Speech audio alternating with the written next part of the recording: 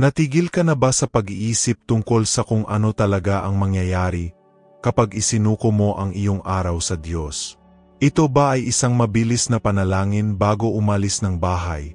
O may mas malaking kapangyarihan na nakatago sa simpleng pagkilos na ito ng pagtitiwala? Isipin sandali na simulan ang umaga hindi lamang humihingi ng tulong, ngunit ipahayag ng may pananampalataya. Panginoon, ang araw na ito ay sa iyo. Bawat hakbang, bawat salita, bawat desisyon, ibinibigay ko ang lahat sa iyong mga kamay.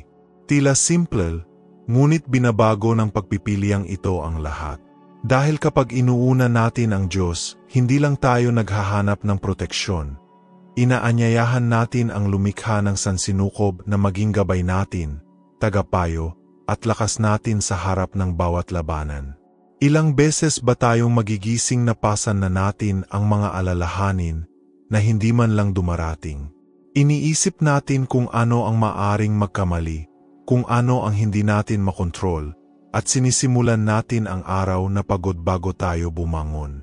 Ngunit kapag sinimulan natin sa pamamagitan ng pagsuko ng lahat sa Diyos, may nagbabago sa loob natin. Ang pagkabalisa ay nagbibigay daan sa kapayapaan, ang takot ay nagiging katapangan, at ang kawalan ng kapanatagan ay nagiging kumpiyansa. Hindi dahil nawawala ang mga problema, kundi dahil alam nating hindi tayo nag-iisa sa pagharap sa kanila. At iyon ay higit pa sa isang magandang bagay na pakinggan. Ito ay totoo para sa mga taong piniling mamuhay sa ganitong paraan. Marahil ay iniisip mo kung paano ito gagawin. Hindi ito nangangailangan ng mga komplikadong salita o mga lihim na formula.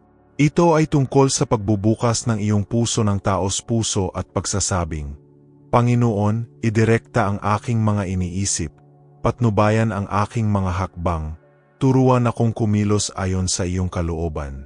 Ito ay tungkol sa pagtitiwala kahit na hindi mo naiintindihan, kahit na isuko ang mga lugar na sinusubukan mong kontrolin ng mag-isa.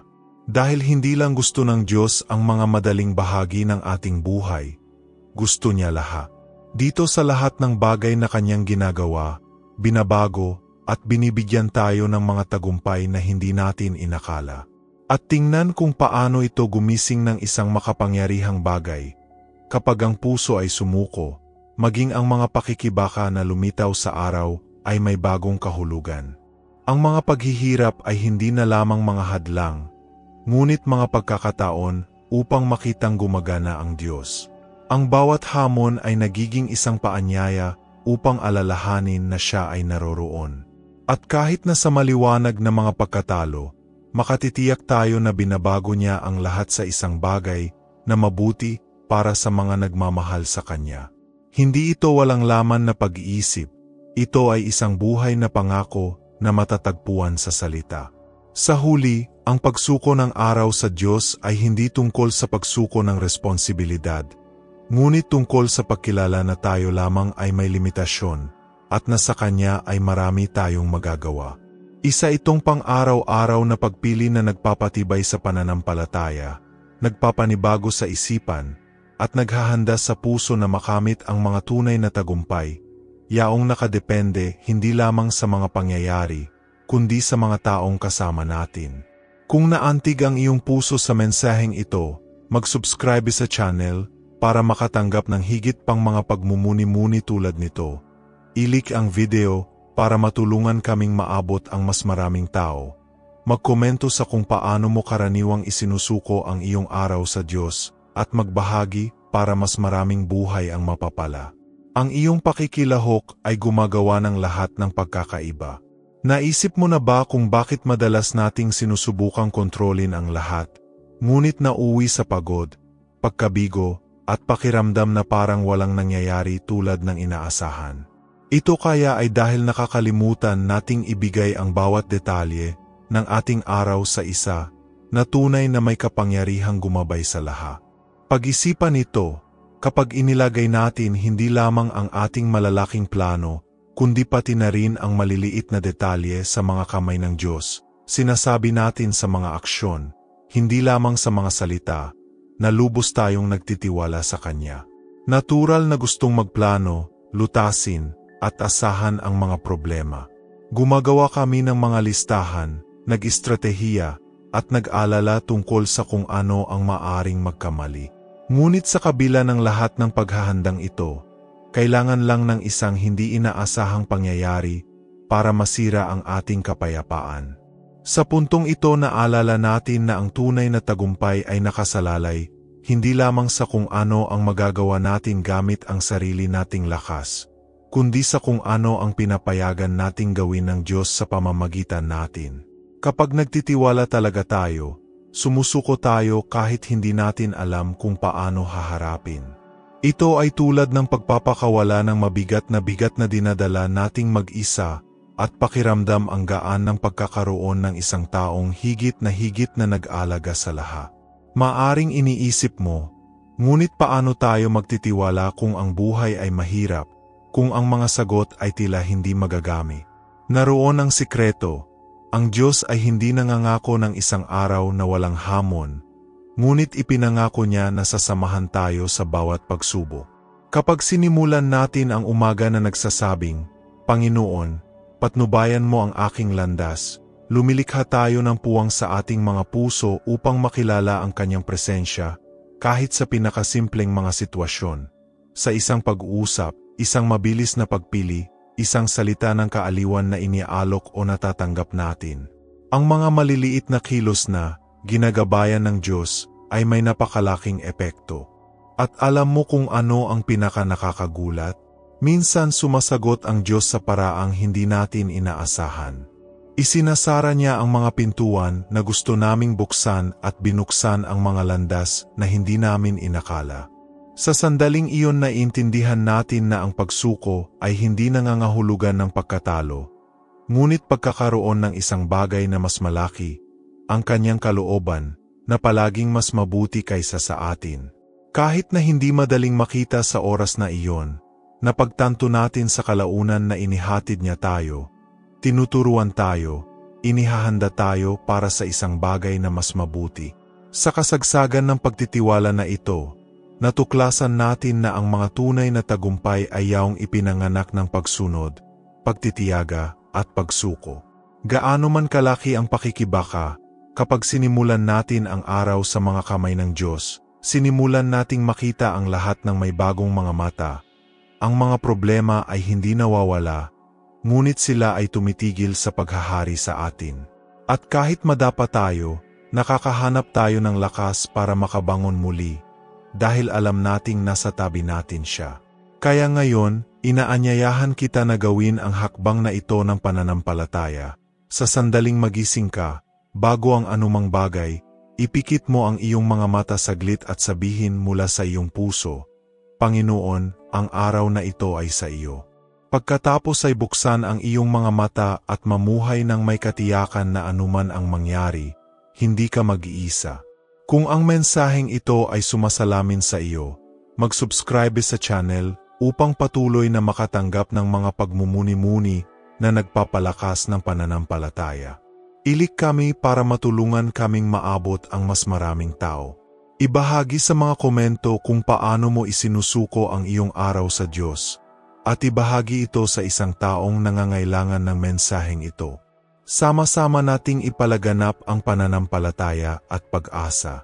Naisip mo na ba kung ano ang magiging hitsura ng iyong araw kung, sa halip na magmadali dito, magsisimula ka sa pamamagitan ng pagpapahinga sa pangangalaga ng Diyos?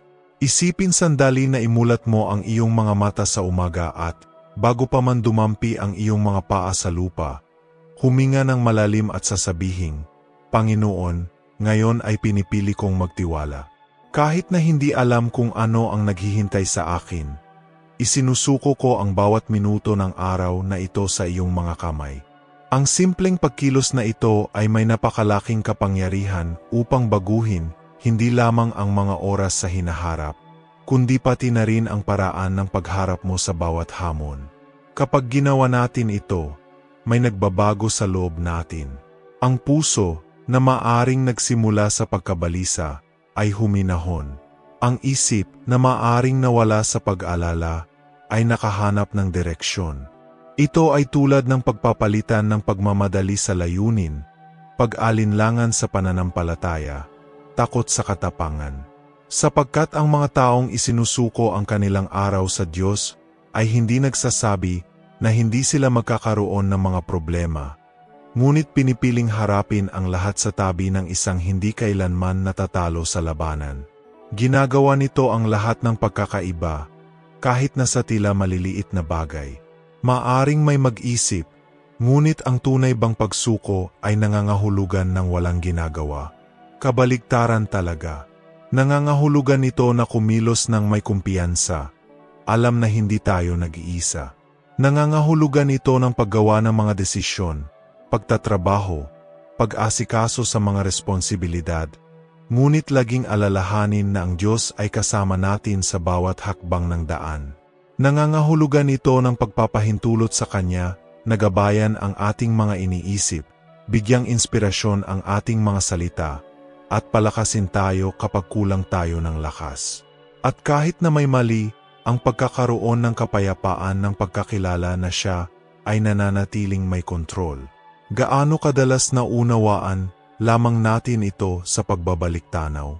Binabalik-tanaw natin ang mga sitwasyong akala nating imposibleng malampasan at napagtanto natin na, kahit papaano, nanaig tayo. Hindi dahil tayo ay malakas, ngunit dahil nandyan ang Diyos, inaalagaan ang mga detalyeng hindi natin inakala. Sa sandaling iyon naiintindihan natin na ang pagsuko ay hindi tanda ng kahinaan, ngunit ng karunungan. Pagkilala na ang ating pinakamalaking lakas ay hindi nagmumula sa loob. Sa kasagsagan ng pagsuko na ito, natuklasan natin ang isang bagay na mahalaga. Ang bawat tagumpay, gaano man kaliit, ay humihinto na sa atin at nagiging isang testamento sa biyaya ng Diyos. At ang bawat paghihirap ay hindi na nagiging mapagkukunan ng takot at nagiging isang pagkakataon upang lumago at magtiwala pa. Ito ang tunay na tagumpay, hindi ang kawalan ng mga pakikibaka, kundi ang katiyakan na sa bawat isa sa kanila ay naroroon ang Diyos, umaalalay at gumagabay. Kaya, bukas ng umaga, bago mo simulan ang iyong araw, gawin itong pangako sa iyong puso, sumuko, magtiwala, at sumulong ng may pananampalataya. Sabihin ng taimtim, Panginoon, hindi ko alam kung ano ang mangyayari, ngunit alam kong ikaw ay kasama ko. Gabayan ng aking araw, ang aking mga iniisip, at ang aking mga aksyon, at mamuhay ng may kapayapaan sa puso, batid na hindi ka lumalakad ng mag-isa. Kung naantig ka sa mensaheng ito, mag-subscribe sa channel para patuloy na makatanggap ng mga pagmumuni-muni na magpapatibay sa iyong pananampalataya. I-like ang video na ito para mas marami itong maabot. Sabihin sa amin sa mga komento kung paano mo ipinagkatiwala ang iyong araw sa Diyos at ibahagi ito upang magbigay ng pag-asa sa mga nangangailangan. Pagpalain ka nawa ng Diyos at bigyan ka ng isang araw ng tagumpay.